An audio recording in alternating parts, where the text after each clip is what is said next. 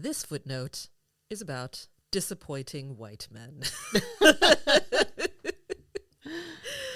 That's a bit of a clickbaity title, I think, but it's really about me disappointing white men. But how could you ever be a disappointment, Leslie? Well, You're just all woman. well, see, this is the thing. Okay, so there's that whole part in the Way of the Superior Man book that talks about women having different temperatures. Ooh. You know how, what was it? Japanese women have a cool temperature, and blondes have a cool temperature. So submissive. Yeah, like I don't know. And then redheads and Latinas have a hot temperature. He talked about the hot-blooded Latina. Funny that black women just didn't make the list at all. Oh yeah. Yeah, I know, right? Yeah. It's like, I was a little concerned with it just being generally racist. well, yeah, I mean, it is. I wasn't really looking for inclusion in that one. Yeah. Yeah, I certainly wasn't feeling like, oh, but what about me? I really want to know what your opinion is of black women, David Deida. It's like, just hush. But yeah, so you know that I am polyamorous. Mm-hmm. I am also queer. That said, the majority of my romantic relationships throughout my life, not all, but the majority have been with cis-het white men. I'm sorry.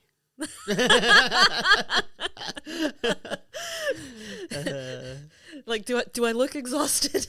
Yeah. Okay. Sometimes. And I get how it can be a little bit weird sometimes. Because, see, there's something funny that happens when I encounter a very, very attractive black man. I turn into an absolute, what's the word? I turn into a fucking pool noodle. Mm-hmm. I remember once I was on a flight and there were a group of friends traveling and I was seated right in between these two very good looking black men. And I was just like, the whole time, just like, I don't know how to talk to you. I'm just. Were they also nice? They were nice, yes. See, that's the thing. Like, I see someone who's attractive, I'm like, ooh. But then they talk and they're nice, and I'm like, ooh. I turn into that melty emoji. Yeah. Yeah. And you know, I kind of stumble over my words and stuff, and I don't necessarily put my best face forward. Isn't it annoying? Especially if they've got like any sort of like charisma or smoothness. Yeah. I remember once I was at a music festival and one guy had a friend. The friend wasn't all that attractive, but the guy who was talking to me was. And he's like, yo, my boy wants to holler at you. And I was like, I'm not sure how to respond to this. Like, and I swear what I said was, that won't be necessary. That won't be necessary. That won't be necessary. And I think I even added some like nearly renaissanceistic hand gesture to it. I'm like, Leslie, what are you doing? Did you pull out your harp? I should have.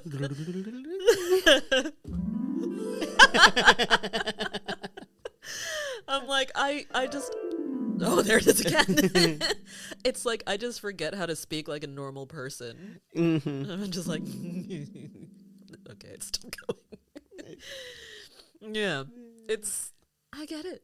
Black people are cool. And it's hard to feel as cool as us, even when you are I us.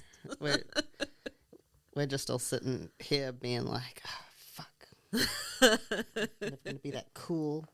Comparing myself to others. Trying to get my self-worth from my comparison to others. Yeah. And I mean, I think I'm a cool person. You are a cool person. But sometimes people expect me to be a certain kind of cool. And I'm like, I'm a different kind of cool. You're nerdy cool. That's why we're friends.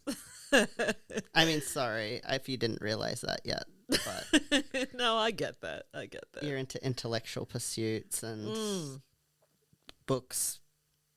I'd like to say my flavor of cool is just like hey, I'm into what I'm into. If like take it or leave it, Yeah. rock and roll. Like Yeah. I'm having fun as best as I can.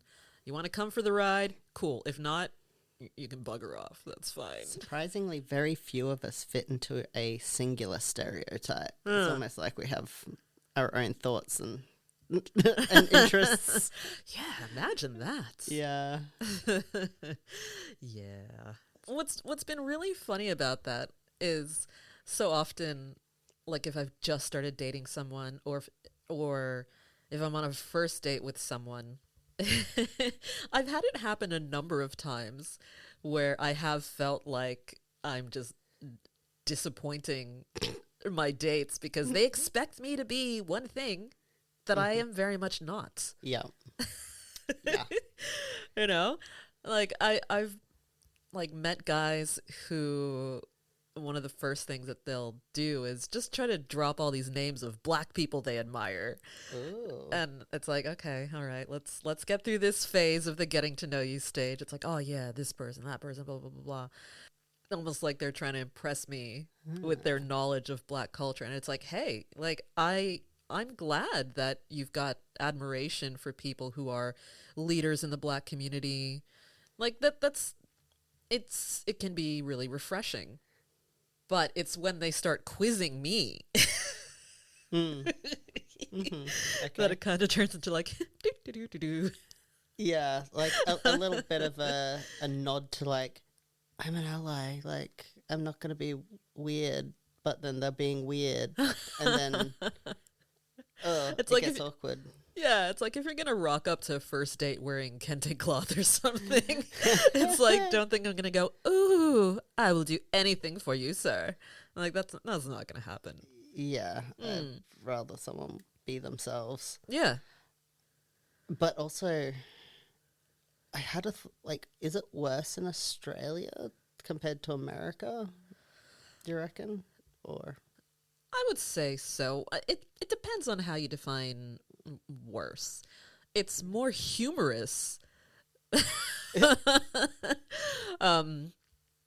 It's more of a thing, I guess. But I find it funny when, like, say a guy will talk about like all these hip hop artists that he's into, and he's like, "Oh yeah, what do you think about such and such's last album?" And I'm like, I don't know who that is. I'm sorry. yeah,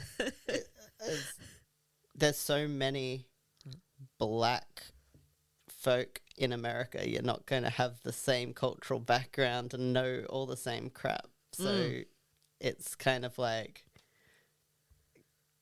I don't know, like not relevant in the slightest to a lot of people. Yeah, and see, that's the thing.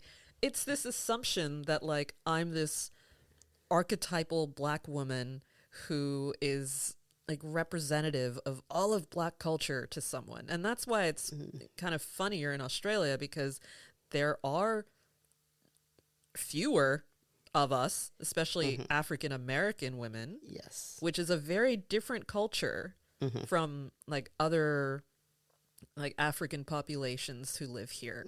Yes. It'll even be things like, you know, they'll talk about the music they like and stuff like that. They'll ask me like what I'm into, and I'm like, what have you been listening to lately? And I'm like, I don't know, I'm still really into like David Bowie and Cat Stevens. Yeah. It's like, hey, what's your favorite Bay City Rollers song? Yeah. And then you see their little faces just sink. Yeah. It's like, oh. Yeah. It's like, and this is a thing. It's not that I don't like hip hop. It's not that I don't like black music. Yes. I'm a huge Motown fan, you know, like classic Motown. Yeah. But that's not necessarily always the flavor of black woman. Yeah. That a lot of white men who have a keen interest are looking for. I mean, if they've wanted to date you because you're black, that's a bit weird. Yeah. Yeah. But if they want to get to know me and they also have an appreciation for my culture, like that's cool. Yeah. I'm not I am absolutely not saying that if someone dates me, they have to pretend they don't know I'm black. That would be stupid. I'm colorblind. I don't see color. It's like, oh. It's like then like so what am I, just some amorphous blob? I also wonder, like, how many of them are just kind of social doofuses like me, where I'm just kind of like, oh, you're from a culture that I haven't had much contact with, so I'm super just into hearing more about it, like from a personal perspective. But it comes out with me sounding just a little bit nosy and rude. See, this is a thing as well. If someone is asking me stuff about my culture that they don't know about, especially on a date, I think that's cool most of the time. Of course, it's all very contextual. There are ways to make it very creepy and objectifying. But, you know, as long as they're not asking me questions like, oh, where's your favorite place to eat fried chicken and watermelon? I desperately want to go to the watermelon festival up at Chinchilla one time. It's just a totally off topic. I wish you luck with that. Yeah. Please don't feel pressure to bring me back watermelon merch. I will not. Yeah. Anyway, the thing is, like, I am a proud black woman. I'm also Latina. I'm also so many other things. Yes. I'm a bit nerdy. I'm an intellectual. Yeah. I'm really passionate about the things that I like. Yes. I like doing deep dives into internet culture. I'm a 90s nostalgia nerd. Yeah. I contain multitudes.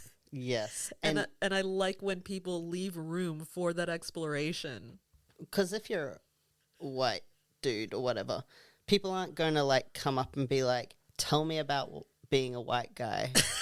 Like, let's talk all about the fact that you're a white dude and how your culture of single colored suits and ties.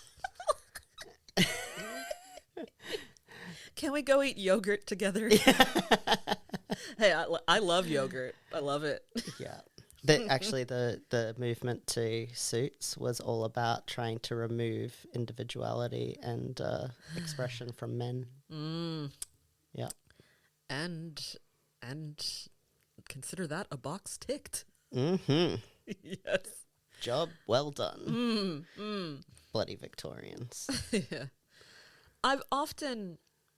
We've spoken in the past as well about being fetishized as a black woman. And when you've got books that are saying like, oh, these women have these different temperatures and they're treating women like something part of a protocol for a man to explore the different aspects of his masculinity. Like, I've borne the brunt of those kinds of attitudes so often. Yeah. Especially as a polyamorous woman, there's this idea that like, I'm just going to be like horny all the time. It's like, no. What? Absolutely not. I didn't know that was one of the stereotypes. Well, I mean, black women have been hypersexualized for generations. And it's like, you combine that with being non-monogamous. Right. It's yeah, like, oh, you must just be really, like, just sexing men's everywhere. Like, let me get in line. It's like, nope. In fact, get the hell away from me. With the fetishization, like, I also would like to have other partners. But when it comes to dating and things, want someone to be attracted to my body in its individual transness, you know, like it's never going to be a cis body. Yeah. But not be a fetish, not be creepy about it. Like, I don't want it to start off from a place of like, I'm into trans bodies. Or like, oh, okay. Like, as a specific thing. Yeah. Yeah, so it's really hard. I don't know if that's similar for you, where it's like, I want you to be attracted to... Yeah, I mean, it's not quite... I get what you're saying, because it can feel like I'm just on your fuck it list. Yeah. I'm just another box to tick on your fuck it list. Yeah. And I'm not into that. The balance between physical attraction and attraction to you as a person is hard to strike when going into just the random deep dark, particularly online dating. Yeah, it's not been most successful for me.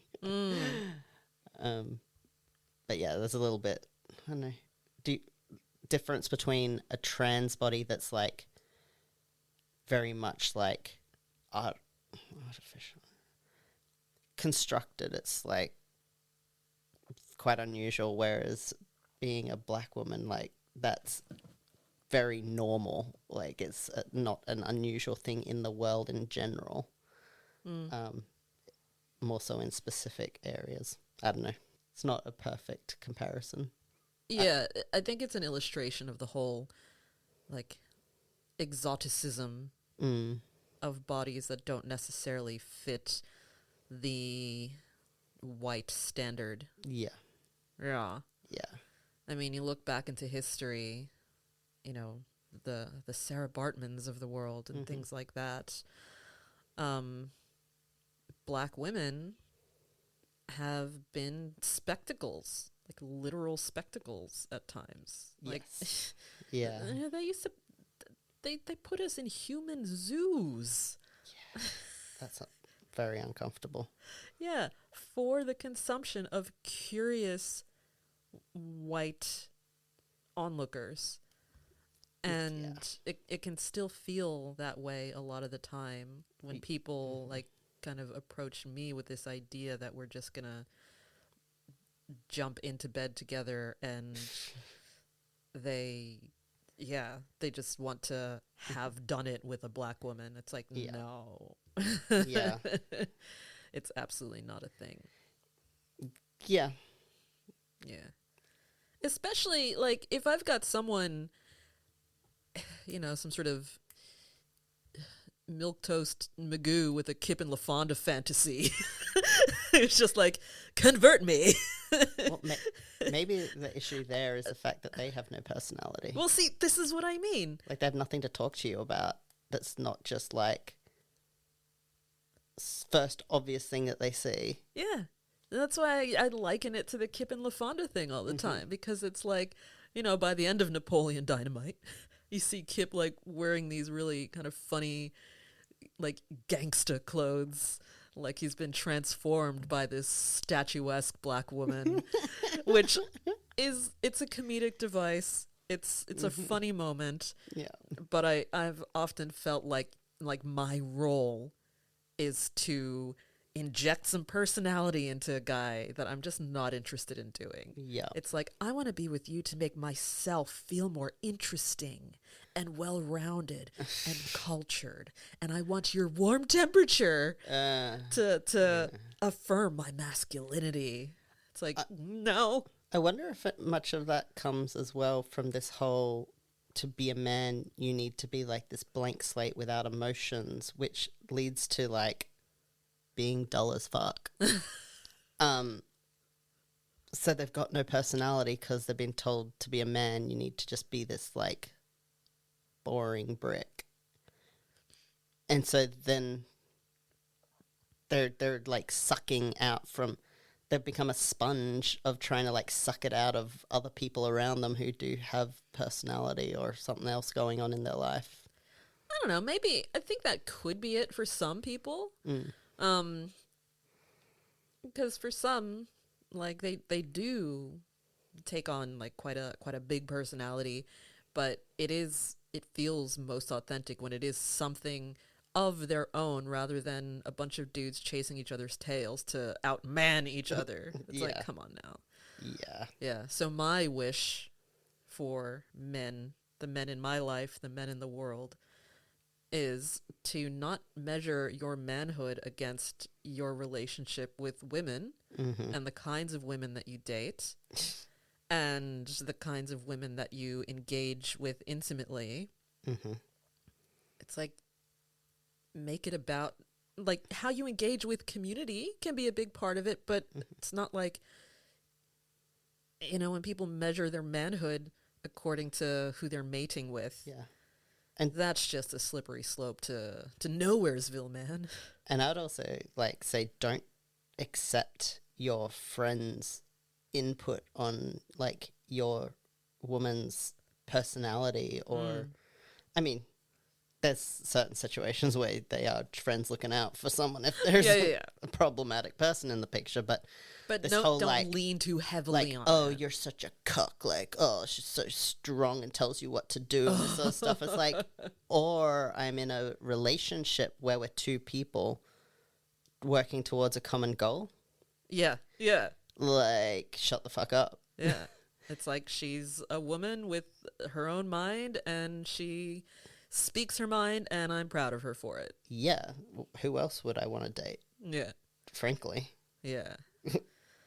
Yes. Thank you for listening. You too. Thank you for sharing. Awesome. And sorry for your experiences with what did you say? Milk biscuit?